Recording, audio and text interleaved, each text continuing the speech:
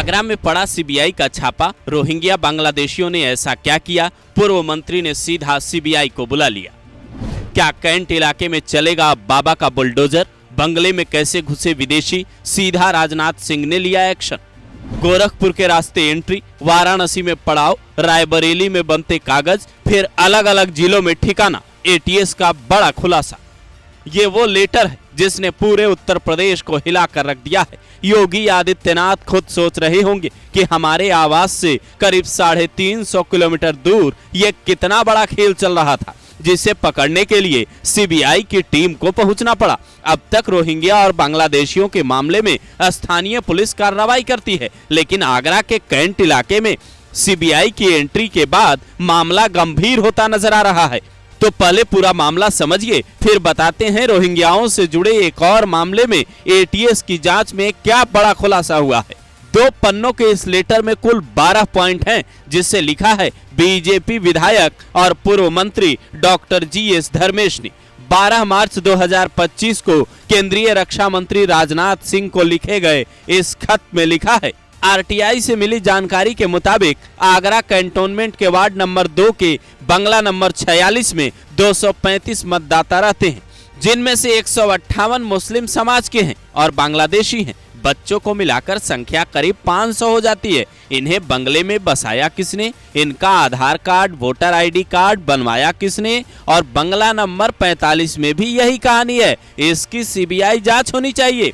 खास बात यह है कि कैंटोनमेंट इलाके में छोटे मोटे निर्माण के लिए भी स्थानीय लोगों को परमिशन लेनी पड़ती है, लेकिन ये लोग अपनी कच्ची कॉलोनियों में कुछ निर्माण ऐसे ही कर रहे हैं और इन्हें लगता है रोकने वाला कोई है ही नहीं। आखिर इनका मददगार कौन है?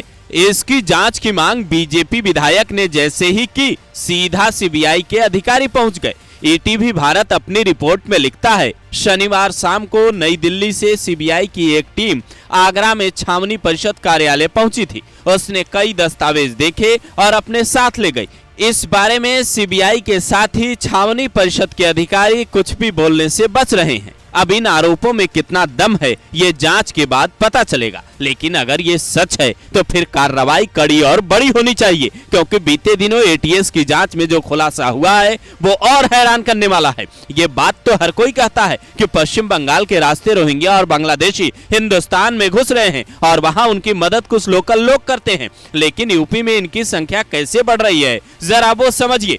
ये उत्तर प्रदेश का नक्शा है, जिसमें गोरखपुर के रास्ते इन लोगों की एंट्री होती है। वहां से इन्हें वाराणसी, फिर कानपुर में रखा जाता है। वहां से रायबरेली, उन्नाव, संभल, बाराबंकी, बस्ती और सहारनपुर जैसे जिलों में रहने वाले कुछ एजेंट कागज तैयार करने में इनकी मदद करते हैं। यह खुलासा एटीएस ने अपनी जांच रिपोर्ट में तब किया जब रायबरेली से जिशान नाम का एक लड़का ऐसे घुसपैठियों के आधार कार्ड और तमाम दस्तावेज तैयार करते पकड़ा गया। ईटीवी भारत ने 2 अगस्त 2024 को यह रिपोर्ट एटीएस के हवाले से प्रकाशित की, जिसके बाद सवाल उठे कि क्या उत्तर प्रदेश में अब भी घुसपैठियों के मददगार छिपे बैठे हैं, और अगर हाँ तो एक एक को पकड़ा क्यों नहीं जा रहा? क्या जैसे पाकिस्तानियों को ढूंढ ढूंढ कर बाहर निकालने का आदेश दिया गया, ठीक वैसा ही आदेश केंद्र सरकार को अब घुसपैठियों को लेकर देना होगा, रोहिंग्या बांग्लादेशियों को लेकर देना होगा, या फिर इसका कोई और इलाज होना चाहिए?